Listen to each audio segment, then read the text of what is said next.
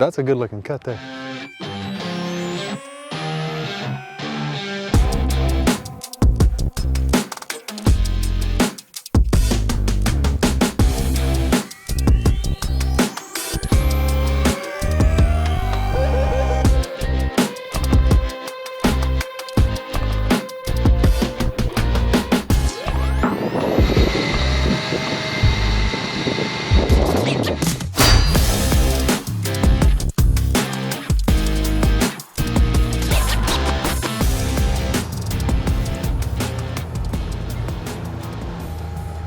Have them bring the barrel unit to be a little bit easier again.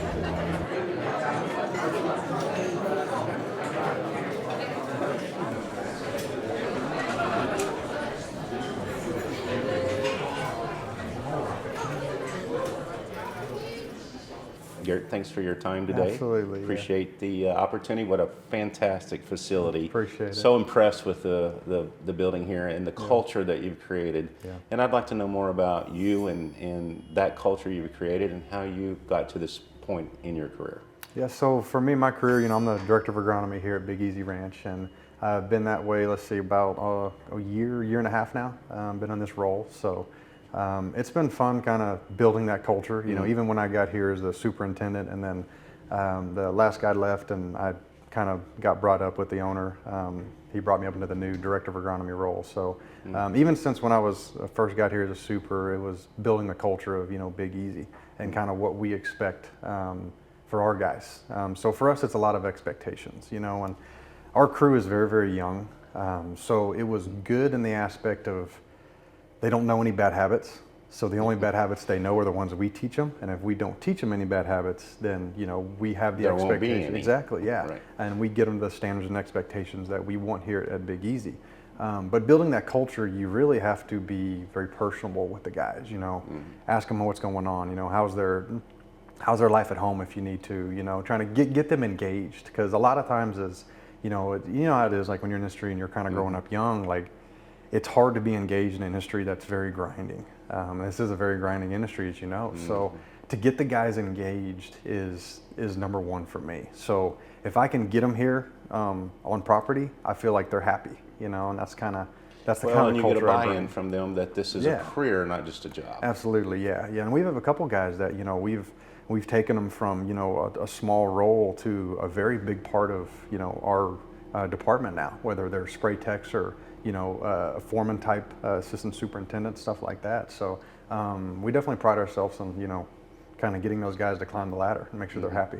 So. I was having a conversation with a gentleman yesterday about the culture that he's created, and former superintendent friend of mine, he's now out of the superintendent business, but he started a project back in 2000, and his crew has been with him ever since day one. Yeah. In fact, these guys have worked consistently for him with the same jobs for 25 years, and I asked him about that culture, and what you're speaking about is very much along the lines of what they created at that facility. So it's paid dividends that for him over the years. Yeah, so. It's trying to get them to want to come into work. They're just like, I don't know if you might catch the videos here later about playing soccer or basketball in lunchtime, and it's something small that these guys do that it makes them want to come to work because they enjoy the competition at lunchtime, just playing a soccer game, and that's good. Well, that's an it's interesting good. take. Yeah, it's very good. It gives them a little break from what they're tasked to do. Yeah, maybe what their second jobs are, second yeah. assignments are. So that's good. So tell me a little bit about your career before Big Easy. So before Big Easy, I've been in the industry for going on about 13, 14 years now. I grew up in Oklahoma. I kind of played football in college for a little bit, ended up getting injured and kind of bouncing out of that. Got a job on a golf course, and I really just kind of fell in love with it, honestly. So I've been in Oklahoma my whole life. I kind of graduated from Oklahoma State, worked while I was kind of going to school. I started at a really small municipal course called Silverhorn. So I got the flags. I got flags around the entire office on every place I've been. So that's a flag from Silverhorn Golf Course that I first started at. From there, I went to Rose Creek, Tier 18 in Oklahoma City in the Edmond area. And then from Rose Creek, I went to Oklahoma City Golf and Country Club, where I know Nathan Newman. Absolutely. So kind of went from there. Oklahoma City, I had a really good opportunity to work with Nathan for a long time. He taught me a lot of what I know now, of course. And we had a massive renovation there that was kind of lingering, and it was at the time like it was time for me to step to from assistant to the superintendent role. And I stayed there an extra year to get that experience. And I think that experience is really what kind of led me to where, I am now at Big Easy. So big renovation in Oklahoma City. I got hired on at Big Easy to help them with a brand new build, 18 holes was at Covey. that? This was 21. That was right after 21. COVID. Yeah, Okay. right after COVID, basically. Well, So yeah, I know. So year 21. So in the May of 21 is when I got here on property at Big Easy. So the year before, I did that renovation in Oklahoma City. Cut my teeth a lot there, and I contribute so much of that, what I learned there with the Oklahoma City and Nathan and all those guys, to where I am now. So with that experience, getting the job here at Big Easy, it wasn't easy, but at least I felt like I had some experience to kind of back me on what we were going to do here at Big Easy. So 4 years later, I'm in this position. We took a crew from 6 people to almost 40 people in the department, and we've exploded. 27 holes, 2,000 acres hunting ranch. We manage roughly about 400 acres of that between like natives and the golf courses and everything like that. But it's kind of been my history to kind of get me to where I am. So you're an OSU Cowboy. Well, I'm a OU Sooner, born and bred OU Sooner, but I went to Oklahoma State. Yeah, I graduated Oklahoma State. Yeah, So so I got them turfgrass all. Yeah, program. absolutely. Yeah. Well, OU didn't have one, so there's no Well, and choice I have there. some common grounds with Oklahoma. I was in Tulsa for a few years, and I know some guys like Brady Fenton and Dan Robinson. Oh yeah. Just some of those guys, and longtime friends. Yeah. So what's interesting about our industry is the tightness of the group. Yes, There's I can go almost anywhere now in 36 years of doing this and recognize a face across the nation. Yeah.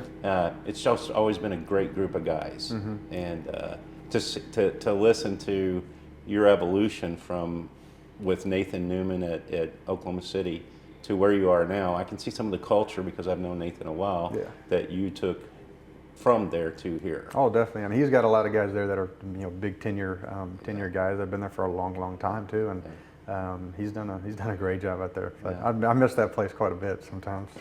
So you mentioned you were a football player. Was that at OSU? No, Tulsa. So I came out of high from school. Tulsa? I played at Tulsa for a year, and then I kind of bounced to a small school. Well, don't tell me you're a Jinx High School guy. No. Are you Union? Lawton, Oklahoma. Lawton, Oklahoma. okay. Yeah. So born and bred in Lawton, Oklahoma. So Okay. just kind of migrated there, but. Yeah. But no, it's good. But yeah, we say, me and Richard, our superintendent, we talk a lot of, this is a big industry, but it's a really small industry too. Like there's people everywhere. We just got done with the show in San Diego. And it's awesome to kind of really see, like we pay attention to social media and other, supers and the different social media, companies that kind of go around. And it was nice to put like a lot of faces with names. That's what I love about, our industry and everything that we do. So Well, I've always said, and I've spent a little bit of time as a superintendent, so one of the things I think I take away from superintendents and your job is the fact that you have to be very planned in advance and know, because we are not an industry that can afford to be reactive to conditions. We need to be proactive about what conditions are potentially coming up. Very much. And so I've found out with superintendents that they're always thinking ahead about what potentially could be the problems, and that's unique to, I think, our industry. Yes, it's tough too, I would say. Like we look over my board right here. So my brain, we think in weeks is how I think. So you can see like my entire board that we've planned out for the entire year. And really, like once we kind of get through the first quarter of the year, I'll erase January through March, and I'll update notes for the following year for 2026. So we're constantly planning out in 2026, 2027, 2028. I mean, we have a 5-year, CapEx plan. So there's another 5 years in advance. But it's something that I think a lot of the good superintendents in this industry, they understand. And I think a lot of guys do that.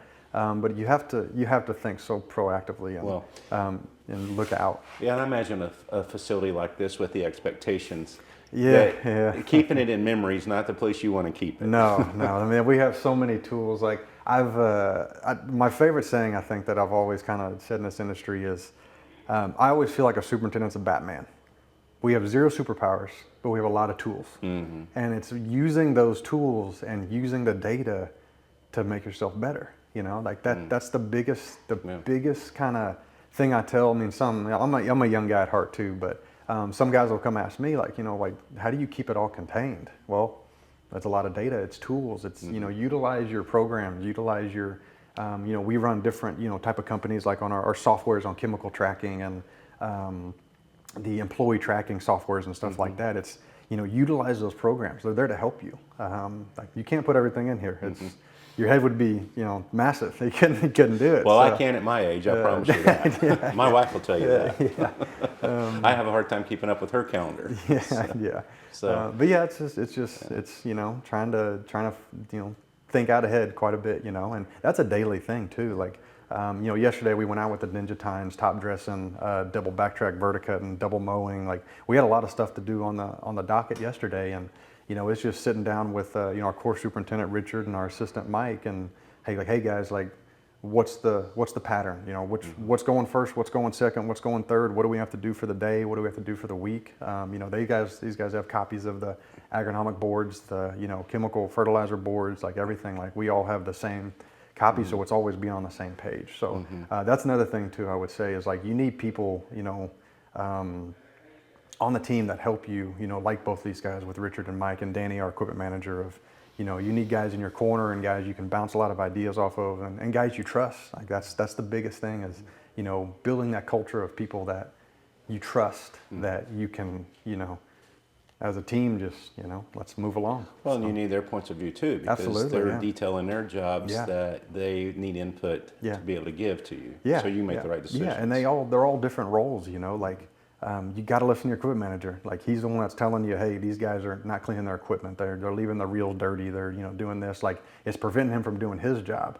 Well, if we find that out, well, then it's, you know, Mike, our assistant superintendent, his job to make sure he's on these guys and making sure they're in line and this and that. It's Richard's job to make sure all operations are running smoothly, you know, and it's my job to just kind of keep everybody contained and happy. You're the orchestra leader. I'm trying to be, trying to be. So, so everyone has their own role, you know, and that's why I always, you know, take what we do to a team aspect, because it's one big team. Don't matter if you're 5 people, doesn't matter if you're 50 people. You know, you're managing 400 acres of highly intensely managed, you know, ground. Yes. So I can see where, you know, and of course we all know in this industry that you can get, once you get behind, it's very hard to get back on top of It's very, things.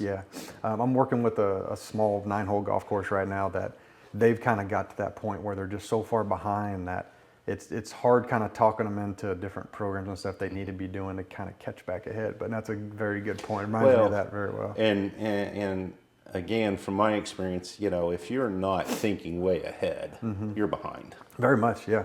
So I've always found that to be a valuable component of a great superintendent, is really thinking ahead about what the potentials, stumbling blocks might be, and very cognizant of being behind in any type of operation. And you can't get lackadaisical either. Like, you can't take a day off, like, you know, in terms of, you know, trying to push ahead.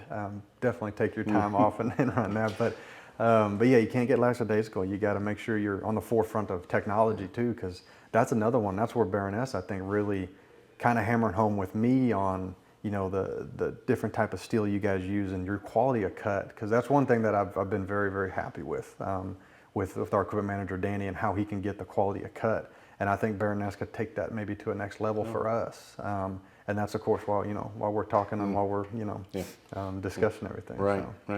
Well, we believe that to be the case, and we believe. At this point, it's been demonstrated to us, and to me particularly as a former distributor, that, you know, when we got started with Baroness, it was kind of, okay, let's hear it. We hear, but over 3 years of working with the product, it's been demonstrated to me by people that were skeptical at first, but we had availability and people were willing to give it a try, and I think it's gaining a lot of traction. I agree, definitely agree. I mean, there was a lot of talk at the show, you know, GCSAA. I had multiple conversations with people kind of around your booth that, you know, but I had a lot of guys ask me, like, have you ever heard of it? Like, yeah, actually, we just demoed some, and it was phenomenal. Like, you need to contact your local guy. Like, it's good. Like, you need to see the comparison between, whatever you're running now to, the Baroness quality. And I think that a lot of people would be surprised because again, you don't know. You think, some Japanese company, but if you, Who are they? Exactly. Yeah, exactly. Yeah. Cause I've heard of Baroness through the years, like even when I was at Oklahoma City, like we've all heard of Baroness, but it's always just been almost like a faint rumor. The word spreading for sure. I know there's a lot of guys around this area that have been very, very happy with, making that switch on, on some items for sure. Moving forward, that is a big key for Baroness is to get customers, get the product in their hands, and just let what you see. Yep. I know through my years of experience with other manufacturers, Baroness does not spend a lot of money on marketing, and that's pretty obvious, and why some of what you're saying, is driven home to the point to where, but if you flip that around, the dollars are spent on the product. Yes. Yeah. And so I think through my years of 36 years of being in this industry, I can tell you, I started when we had cable steering triplex greens mowers. Yeah. Some of the new technology wasn't even a thought. Yeah. And we were able to do a great job with the product back then. So one of the things I tell people is, Baroness is a very basic, robustly built, durable machine with not a lot of bells and whistles. Correct. And so we kind of look at this classic standpoint, and the point of view I believe that Baroness tries to drive home to people is simplicity works, and basic technology is good technology. Yeah. So there's a lot that this market pays for that may be marketed pieces of technology that aren't really basic stuff that's needed to get the job Aren't done. necessary. Yeah. They're just not necessary. Because it's one thing, and I think a lot of equipment managers really see that aspect of Baroness is that kind of simplicity, like you say. And I know our equipment manager, he was the first thing he said was, "There's no sensors. It's nice." Yeah. So it's a different concept, and that's where we talk about trusting your equipment manager and trusting people around you. Is, hey, like if this guy who has 20 years experience in the industry can see something like this and be like, hey, like that's good. Like think about that. Then maybe it's time for supers to think about that. Kind of simplicity when it comes to a quality of cut option on a piece of equipment. So Well, and that translates to just a lot less maintenance time, which translates to money for the course. Yes. And I think that's the view that we're trying to share with people is like, let's get back to basics a little bit here and get the job done and focus on the job, which is cutting grass. Quality of cut. And That's cutting right. it to the quality That's standard right. that you need. And some of this other stuff is just, I don't know, maybe just not needed. yeah. Yeah. So great. One last thing. Yeah. Tell me about, are you actually a shareholder? I am. So that was actually a gift from my mom. She bought a share of Green Bay Packers for me. So nice. yeah. So that Birthday present? I am. I think actually yes. I think it was actually yeah. Either birthday or Christmas. I can't remember. But yeah, so I am technically a Packer owner, shareholder in the Green Bay Packers. So I assume you're a which Green is Bay cool. Packer fan. I am a Green Bay Packer fan. Have you ever yeah. seen a game at No, Lambeau? I've been to Lambeau. So we went in the summer. We used to summer vacation out in the Wisconsin area. So my stepfather's from Wisconsin, Appleton area. So he converted me when I was younger to be a Packer fan. So before that, I was really not a fan of any professional team. I liked watching college football at the time. So he kind of converted me to the Packers. And so, yeah, we would summer up there in Wisconsin and go fishing and all kinds of stuff. So That's cool. But I have been to Lambeau, but not a game yet. I'm hoping this year Packers come play Houston Texans. So I'm hoping to get some tickets to And that I'm sure game. you'll be wearing gold and green. Absolutely, yeah, absolutely, yeah. Maybe a cheesehead. Maybe a cheesehead. Maybe a cheesehead, that's right. But yes, yeah. Excellent. Oh, great to know. Again, thanks for this time. Yeah, absolutely. It's really great to get to know you a little better. And, Absolutely. And I appreciate you sharing that with us. Yeah, no problem. Thank you very much. Thanks, Gary. Yes, sir. And I immediately wrote that down because I'll take those budget meetings if I need to. So it's just one of those. Hey, let me remind you, Mr. Arnold. Yeah,